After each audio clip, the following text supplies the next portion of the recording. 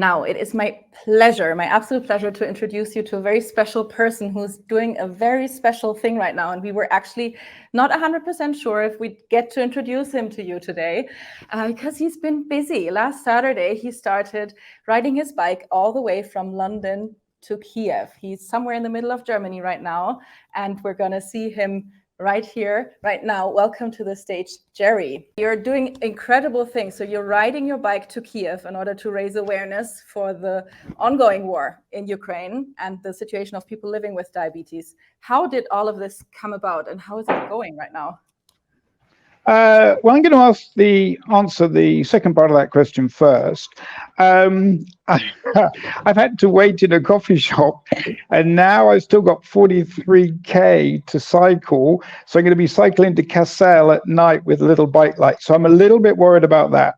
But yeah, I got this idea that I was listening to the whole invasion piece, and I was talking to friends who were really helping people with diabetes in Ukraine, and starting to get an idea of what it's like living under constant bombardment, under constant threat of death, and losing loved ones every day. And on top of all that, managing a condition as difficult as type 1 diabetes. And then, as I always do, I started thinking about the kids. I've been helping children in impoverished countries, in impoverished circumstances with type 1 diabetes since 2004. Every year I do an insulin challenge to raise money. That can be K2, that can be North Face of the Eiger, that can be a new route in Patagonia. I'm a climber, that's what I do. And I thought, yeah, this time I'm going to help children with type 1 diabetes who really need help. And I couldn't think of a better thing to do, really. I can't give, £100,000. I don't have that money, but we're trying to raise that money by cycling to Kyiv. Yeah, it's dangerous. Yeah, it's difficult. And yeah, the most dangerous will be the last 500 kilometers from Lviv into Kyiv. But that's my choice. The children we're helping, they don't have a choice. And even as I'm talking to you now, even though I've been cycling for 6 hours and I'm pretty trashed, I feel really emotional about that, because it's so unfair. And these people are being bullied. I was bullied a lot when I was young, and I've been stigmatized with diabetes. And even on this ride, we've had people trying to push us into barriers because we have RideUkraine t-shirts, and not everybody is for Ukrainians, as I'm sure you know. But I fight against bullies, and we're fighting now, and we're fighting to raise money and to help, to do our bit. It's not much, but it's something. It's a lot, Jerry. It's a lot. And those boys and girls, they need all our help. They really do. And I'm so in awe of you, of what you're trying to do. We also have a slide with the donation link. So if anyone who is watching wants to make a donation, you can scan the QR code. We'll also share the link in the comments. And as we can see here, you're not doing this on your own. You're collaborating with the IDF, the International Diabetes Federation, and Direct Relief. Yeah, IDF have been great.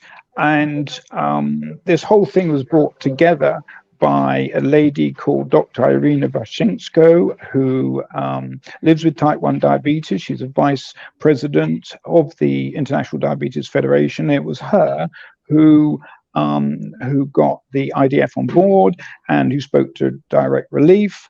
And thanks to her, we have their support, and also, of course, International Diabetes Federation Europe.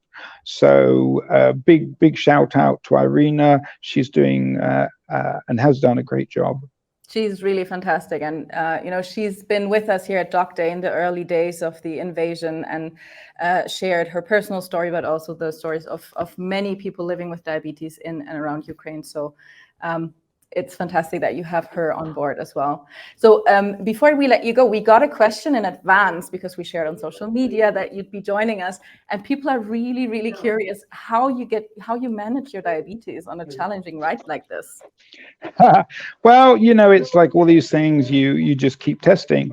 And I'm a great believer in experimenting, in trying things. And so, for each summit that you get to, let's use the mountaineering analogy, for each summit you get to, you have to go to 1,000 little summits, and you practice a lot and train a lot and experience a lot of different situations. And that gives you the confidence and the knowledge to do this sort of thing. So we're cycling about 150 kilometers every day. Yesterday we got really beaten. We cycled for 10 hours, 10 to 11 hours. We hit really bad weather. We hit gravel that just really screwed up our discs, and we were exhausted because the GPS wasn't working properly. So we got in late at night. We had no accommodation because we missed our accommodation slot, and we're forced to literally kind of beg on the street looking for a place to stay. But I've done a lot of that stuff before. I've been there before. I practice, and I was okay. We found some accommodation, we got in, and I got to say, I use a Freestyle Libre. It's so much easier. Oh my goodness, it's so much better than like having freezing cold fingers, white fingers. I've got Raynaud's condition, and then trying to get some blood onto a test strip to find out what your sugar is. You just scan it with your phone. Oh my goodness, I wish I could give a Freestyle Libre to everyone in the world who's got type 1 diabetes. Well, we're talking about access very, very soon, so that's a hugely important topic. Jerry, thank you so much. We've got some pictures, I believe, from sunnier times when you started this ride on Saturday. I think that's right. We can see your shirt and the Ukrainian flag. I must say we're in absolute awe of you.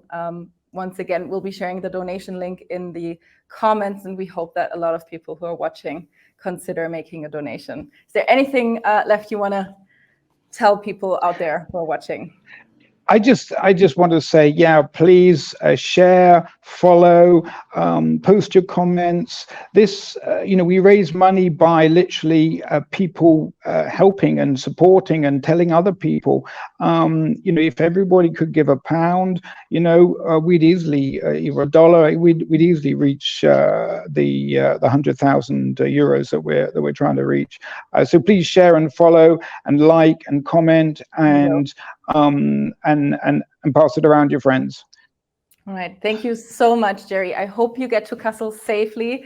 I hope the German weather treats you a bit better than it has in the past few days. I apologize on behalf of the German summer. We wish you the best of luck on your way to Kyiv. Thank you so much for everything that you're doing. Thank you. Thanks very much.